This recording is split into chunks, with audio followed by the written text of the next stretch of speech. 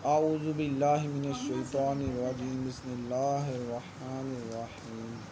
اللہ کے بابرکت نام سے شروع جس نے ہمیں ہمارے بڑوں کو پیدا کیا۔ الحمدللہ ماہ رمضان جاری و ساری ہے اور اعتکاف کے ایام قریب ہیں۔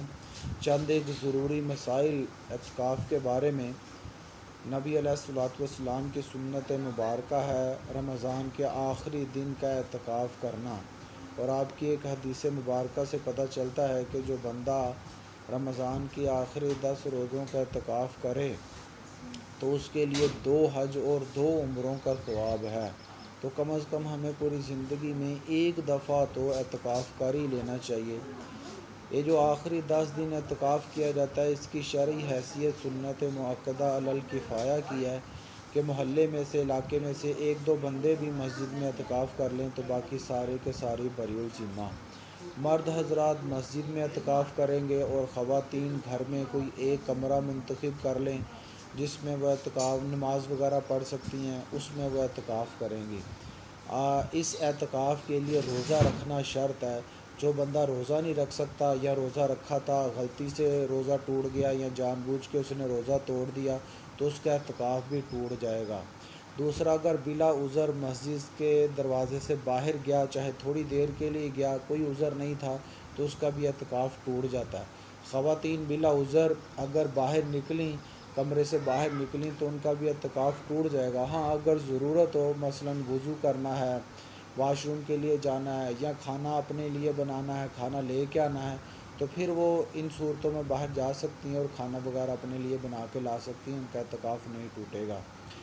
مسجد میں جو مرد حضرات اعتکاف کے لیے بیٹھتے ہیں، آج کل بڑی ساری ایسی چیزیں ہیں رسومات کے طور پر یا ہم نے ایڈ کر لی ہیں اعتکاف کے دوران جو مناسب نہیں ہے، جو اعتکاف کی روحانیت اور نورانیت کو زائل کر دیتی ہیں۔ مثال کے طور پر اعتکاف میں بیٹھے ہوئے حضرات 24 گھنٹے میں سے 12-14 گھنٹے مسلسل موبائل استعمال کریں گے، اور یہاں سحری اور افطار کے وقت ان سے ملاقات، یہ اتنی ملاقات کرنے کے لیے آتے ہیں کہ 2-2 گھنٹے وہ ان سے باتیں ہی کرتے رہتے ہیں۔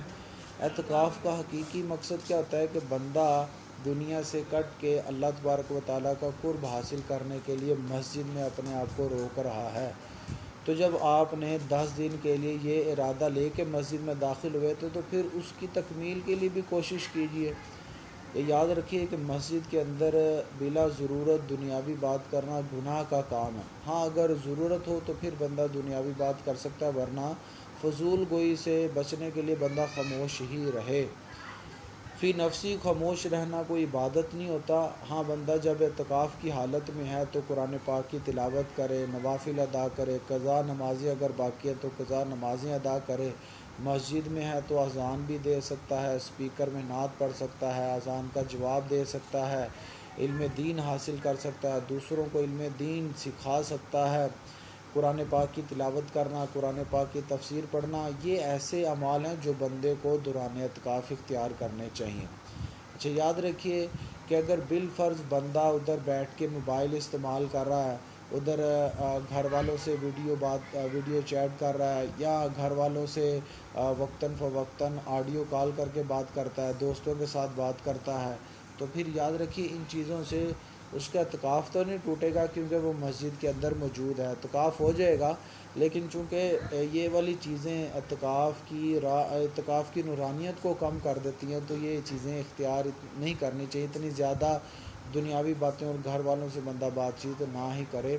اسی طرح سے آج کل اکثر جو اسٹڈی کرنے والے ان کو آن لائن پڑھایا جا رہا ہے، آن لائن پڑھاتے بھی ہیں، تو یہ یاد رکھیے کہ بعض اوقات بندہ سوچتا ہے کہ میں چلو اعتکاف میں بیٹھ جاتا ہوں اور آن لائن پڑھ بھی لوں گا، تو جو گھر میں بیٹھے ہوئے ہیں جیسے خواتین ہیں یا بچیاں ہیں، تو پھر وہ گھر میں تو اس طرح سے ہو سکتا ہے کہ گھر میں اعتکاف میں بیٹھ جائیں، آن لائن کلاسز وغیرہ گھر میں لے لیں، لیکن چونکہ مسجد کا ادب و احترام بہت زیادہ ہے، وہاں پر آن لائن کلاسز آدھے گھنٹے، 3-3 4-4 گھنٹے کی کلاسز، تو یہ مناسب نہیں ہے کہ مسجد میں بیٹھ کر بندہ اس طرح سے کلاسز لے۔ تو گھر میں تو کیا جا سکتا ہے، مسجد میں بندہ اس طرح کی کلاسز نہ اٹینڈ کرے۔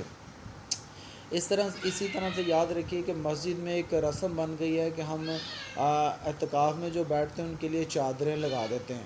وہ دائیں طرف بھی چادر لگائی ہوتی ہے، بائیں طرف بھی مسجد میں چادریں لگا لیتے ہیں، اور کتنے سارے نمازیوں کی جگہ وہ گھیر لیتی ہیں، یعنی جماعت میں جو نماز پڑھ رہے ہوتے ہیں، اب چادریں لگی ہوئی ہیں، اینٹیں پڑی ہوئی ہیں، وہ نماز پڑھنے کے لیے بعض اوقات ایک تکلیف کا باعث بن جاتی ہیں، اینٹیں وغیرہ بھی اور چادریں۔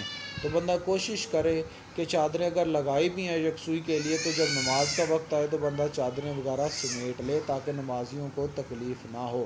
فی نفسی چادریں لگانا کوئی ضروری نہیں ہے، نہ ہی یہ جو اعتکاف کرنے والے ہیں وہ منہ کو ڈھانپ کے رکھتے ہیں، تو منہ کو ڈھانپنا بھی کوئی ضروری نہیں ہوتا۔ اور فنائے مسجد جو وضو خانہ ہے، جب واش روم وغیرہ ہیں، وہاں پر بلا عذر جانا نہیں چاہیے، لیکن اگر چلے بھی گئے ہیں اعتکاف کرنے والے تو اعتکاف نہیں ٹوٹتا۔ ہاں، واش روم وغیرہ اگر بہت زیادہ گندے ہیں، بعض اوقات مسجدوں کے وہاں پر جانے کے لیے کراہت محسوس ہوتی ہے، بندہ بیمار ہو سکتا ہے، جانے کو دل نہیں کرتا، تو پھر یاد رکھیے کہ بندہ باہر مسجد کے باہر بھی واش روم استعمال کرنے کے لیے جا سکتا ہے۔ جو قریبی واش روم ہے، قریب اگر گھر ہے یا کسی رشتہ دار کا گھر ہے، تو جتنا زیادہ قریب ہو وہاں پر بندہ واش روم وغیرہ استعمال کر کے واش روم وغیرہ استعمال کر کے بندہ فوراً واپس آ جائے، اس کے اعتکاف پہ کوئی فرق نہیں پڑے گا۔ اللہ تبارک و تعالیٰ مجھے بھی آپ کو بھی کامل طریقے سے اعتکاف کرنے کی توفیق عطا فرمائے۔ وآخر دعوانا الحمد للہ رب العالمین۔